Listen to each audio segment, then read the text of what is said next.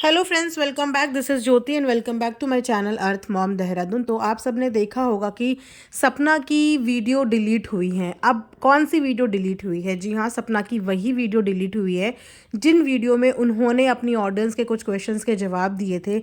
आप जानते ही हो कि बहुत टाइम से सपना और उनकी फैमिली के बीच में जो कंट्रोवर्सी बनी हुई थी, उस चीज़ के लिए बहुत सारी ऑडियंस से जानना चाहती थी कि एक्चुअली मैटर क्या हुआ है, क्या प्रॉब्लम्स हुई है, किसने ये सब किया है और किस रीज़न की वजह से सास और बहू के बीच में थोड़ी दूरियां नज़र आ रही हैं। तो बहुत टाइम के बाद सपना ने वो वीडियो शूट करी और वो वीडियो से अपनी जनता को ये बात क्लियर करी कि प्रॉब्लम ना तो सास की तरफ से कुछ है, ना ही बहू की तरफ से कुछ है। प्रॉब्लम जो करी गई है, जो करवाई गई है, वो कुछ सो कॉल्ड रिश्तेदारों की वजह से कराई गई है, जिनकी वजह से सास और बहू के रिश्तों के बीच में कुछ प्रॉब्लम्स आ गई है। उसी के साथ साथ उसने उस वीडियो में ये भी बताया था कि अब हमारे बीच में सब कुछ ठीक है, और उन्होंने अपनी सास की कुछ रिकॉर्डिंग भी दिखाई थी जिसमें उनके सास ससुर काफ़ी खुश नज़र आ रहे थे, बच्चों के साथ हैप्पीली बात कर रहे थे, हंसते मुस्कुराते हुए बात कर रहे थे। तो इन सब चीज़ों से कहीं ना कहीं ऑडियंस के मन में एक संतुष्टि हो गई थी कि चलो ठीक है, बाहर वालों ने प्रॉब्लम क्रिएट करने की कोशिश भी करी लेकिन सब कुछ ठीक है, क्योंकि सपना ने अपने एंड पे अपनी ऑडियंस को ये तसल्ली दे दी थी। लेकिन सडनली सपना के चैनल से वो वीडियो रिमूव हो चुकी है, यानी कि वो वीडियो प्राइवेट हो चुकी है या वीडियो डिलीट हो गई है, इस चीज़ का कोई भी आइडिया नहीं। लेकिन फ़िलहाल वो उनके चैनल पे नज़र नहीं आ रही है, जिसके बाद अगेन ऑडियंस जो है परेशान नज़र आई है। उनके कमेंट सेक्शन में काफ़ी कमेंट्स आप लोगों को दिखेंगे जिसमें लोग बार बार पूछ रहे हैं कि आपको वीडियो क्यों डिलीट करनी पड़ी,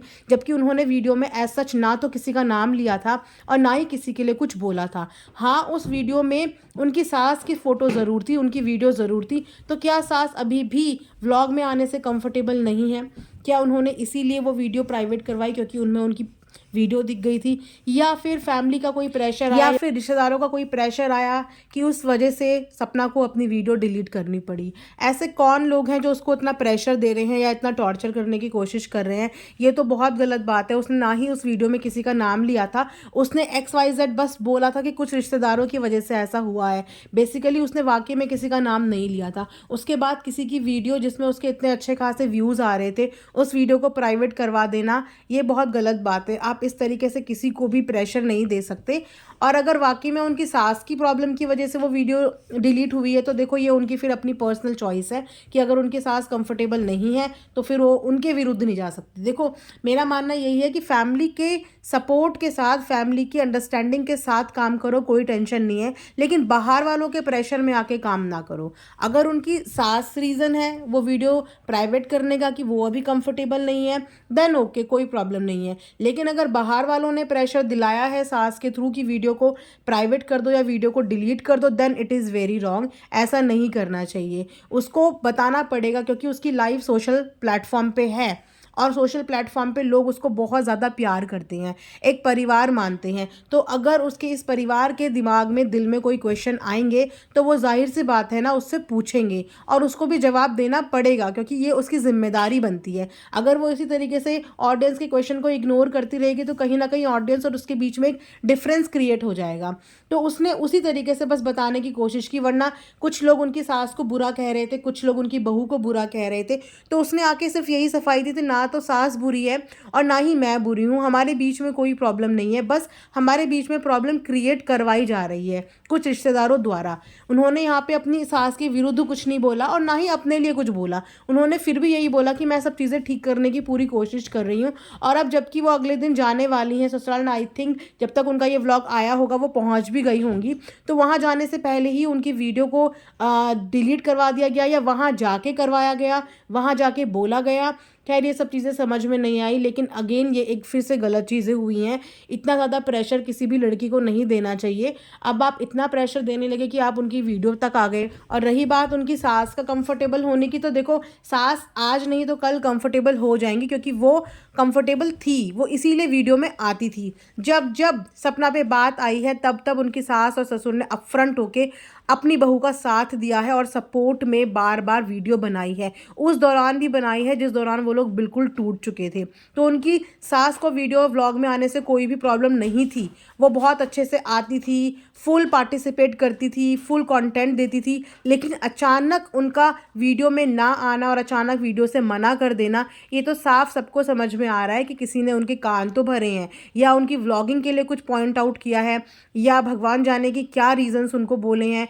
उनको शर्म महसूस कराई है या क्या कराया है। लेकिन वही लोग जो ये सब चीज़ें करा रहे हैं ना कहीं या तो वो इनका चैनल ख़राब करना चाहते हैं, चैनल को टारगेट करना चाहते हैं, या इन लोगों की खुशी उनसे देखी नहीं जा रही है और वो चाहते हैं कि किसी भी तरीके से बस अब इनकी रोज़ी रोटी पे बात आ जाए और बस ये चीज़ें भी धीरे धीरे ख़त्म हो जाए, ताकि सोशल प्लेटफॉर्म पे जो इन लोगों को इज़्ज़त और प्यार मिल रहा है वहाँ से भी ये लोग वंचित हो जाएं। परिवार से ऑलरेडी सारी खुशियाँ दूर हो चुकी हैं, ले दे के एक सपोर्ट मिला है यूट्यूब फैमिली से और कहीं ना कहीं यही उनकी इनकम भी है, सोर्स ऑफ इनकम भी यही है।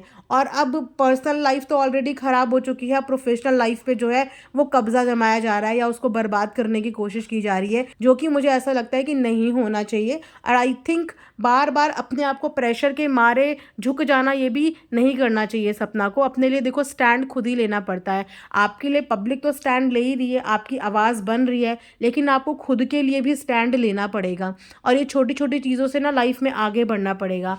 आपको अपनी बात समझानी पड़ेगी। अब आप बेहतर जानते हो कि आप उसे किस तरीके से समझाओगे, लेकिन अगर बार बार रिश्तेदारों के दबाव में आके इसी तरीके से चीज़ें चलती रही और इसी तरीके से रिश्तेदार आके फैमिली में डिस्प्यूट करते रहे तो उस लड़की का और उसके परिवार का जीना बहुत ज़्यादा मुश्किल हो जाएगा। एकमात्र उनके पास यूट्यूब ही है जहाँ पे वो अपना दुख भी थोड़ा डाइवर्ट करते हैं, थोड़ा बिजी रहते हैं और अपने आप को संभालने की कोशिश करते हैं। सारा परिवार बहुत अच्छी व्लॉगिंग कर रहा था, सबके सब कंट्रीब्यूट कर रहे थे व्लॉगिंग में।